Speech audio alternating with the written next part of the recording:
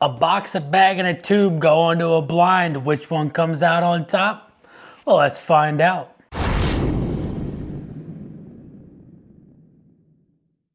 What is going on, everybody? Nathan here with the Everyday Drinker when he has a brand new video. Today we have a fun blind, one that I conjured up in my head and thought to myself, why not see what the outcome of this blind is?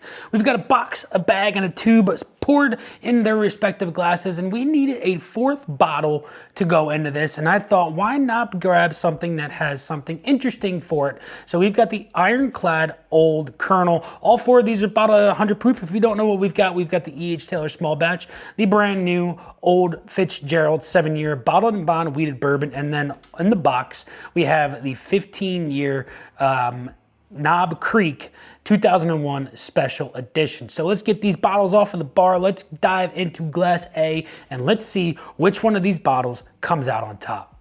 All right, ladies and gentlemen, so starting over here on glass letter A, let's dive into the nose. Super sweet, butterscotchy, caramel. There's a touch of a fruitiness, a little strawberry, maybe a touch of a peach. Not a lot of proof on this. Obviously, all four of these are 100 proof. I like the nose on A a lot. It's sweet.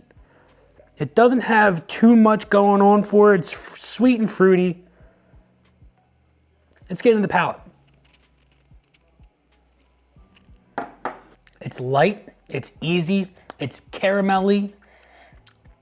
It's butterscotchy. It's not too deep. It's not too bold, but it's got a nice balance from that sweetness to where it's not overbearing. I like that a lot. I have, honestly, off of that first sip, no clue what that could be. Let's move on to letter B. Nose is a little darker, a little bit more depth on this nose than A. Still getting a berry vibe though. Maybe some cherries. A little bit more of a proof, like proof vibe coming off of the nose.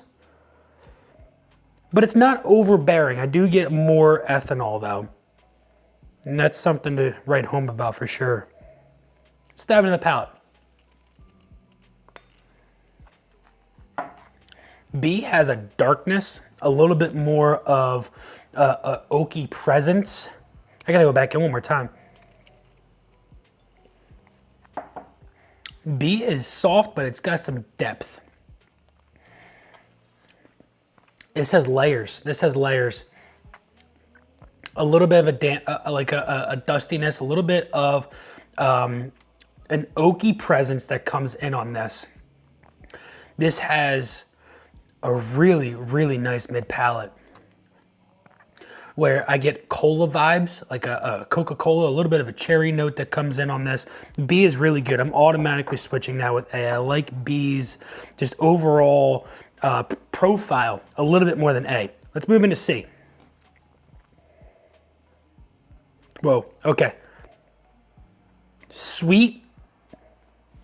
Hay bales, this is bringing me wheat vibes. I'm going to automatically guess that this is the Old Fitz, but I could be way off on that. Lemony, citrusy.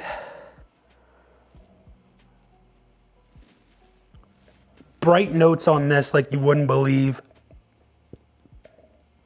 Vanilla vibe. I like it, but I don't like the nose as much as I liked the noses off of the first two. This one just doesn't give as much oomph, or it doesn't pack up as much punch that the first two had. Even though A was a little bit softer, C's nose is not as well balanced as the softness was on A. Let's dive into the palate though. There's a grainy note coming off of C that I'm not a big fan of. It doesn't have any punch to it. It doesn't have any balance. It's sweet. It's got a graininess. No oaky presence. I get a little bit more of an ethanol, like Kentucky Hug going down. This is, for me, I think that this has to stay where it is off of the initial sip. I don't think I can compare it to B or A. I don't think it has anything that these two have. I'm not... right off of those first two sips, I'm not a fan of what C has to offer compared to these first two. Let's dive into letter D.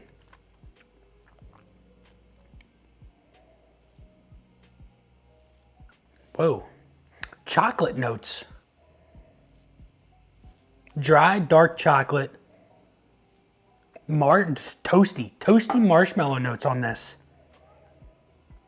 This nose is beautiful.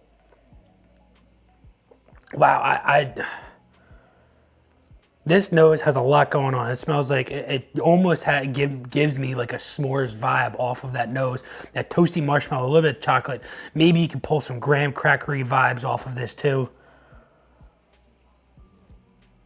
Dusty, some oaky presence, a little bit of a char, a little bit of a grape note on this too.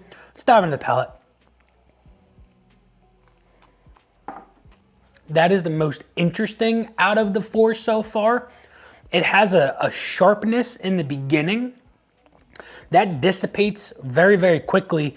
And what you're left with is a little touch of an oaky, like oak influence, an oak sweetness, a little bit of a dry, like after effect, like the tannins are taking over all your particles on your tongue. I get that chocolate note, but the one thing that comes through on this is a little bit of a burnt sugary, like creme brulee aspect that I'm kind of digging on this. And the palate compared to the nose did not come through like I was expecting it to. I thought that palate was going to be big and bold, but it kind of fell flat a little bit. But I don't know if it was better than C. It might have been. So what we do here, if you are unaware, is we dive back into these off camera and I get my final score. So I will see you guys on the other side.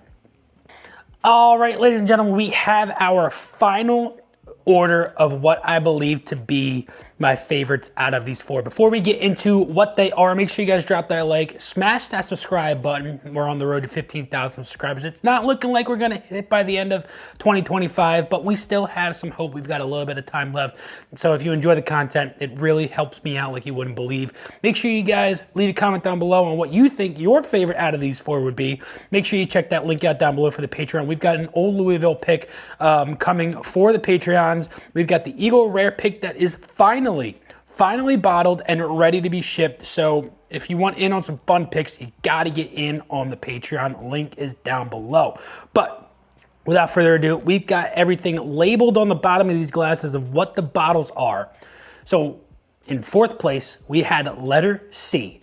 And letter C goes to, you guys are going to see it first. I'm going to find out right here, right now. We had the Old Fitzgerald. Wow, I am very shocked that that actually got last place. I mean, it goes to show I'm really not drinking this bottle, and it's not hard to find. I saw probably 6 cases in my local store at Adelphia's for $62.99, and it's a good pour, but it's not great. It's not what it was cracked up to be. And I think that the Heaven Hill Bottled in Bond might be a touch better than this bottle. But third place, in bronze, we had letter A. You guys are seeing it there first. We had the Colonel, the old Colonel. Now this is made with Pungo Creek Mills heirloom corn, as you guys might be able to read there on that label. This is the old Colonel from Ironclad Distillery, 100 proof out of Virginia. So, really cool bottle there. It's good. It beat out Old Fitzgerald 7-year, right? One of these highly coveted bottles. This right here, pretty darn good stuff. We have B and D. Now, these two were going back and forth. The thing about B was the sweetness was really, really nice. What I really liked about D was the complexity of the nose that eventually did transfer into the palate. And I was a big fan of everything that the glass letter D had to offer, from that toastiness to the marshmallowiness to that dry chocolate note that I didn't get off of any other glass. I'm a big fan of a chocolate note that comes from these bourbons. And well, let's find out. Letter D, you guys are gonna see it first. Here we go. We had the Knob Creek come in first place which means I'm not going to break it out of the box. It's too much to deal with in my personal bag. I took this out of the bag, but it was a little bit easier, which means letter B, as you guys could see there, probably EHT I had on there. Yes, I did. We had the E.H. Taylor small batch come in second place. And I love the E.H. Taylor small batch for MSRP. If you can find it for, even under 75 bucks, I think the E.H. Taylor small batch is a darn good pickup, and you won't be disappointed with it whatsoever. You can find this Knob Creek 15-year or the one I specifically have, the 2001 limited edition. It's a darn good bottle, and I think you should definitely pick it up and enjoy it for what it is. If you ever make your way down to Ironclad down in Virginia, pick this bad boy up too. And if you're a fan of Weeders, I guess you would probably like the Old Fitzgerald. It's not a bad port, but as you can see, it didn't stack up against these other 3 bottles on the bar. So, hope you guys enjoyed this one. Until next time, this has been Nathan with the Everyday Drinker. Cheers.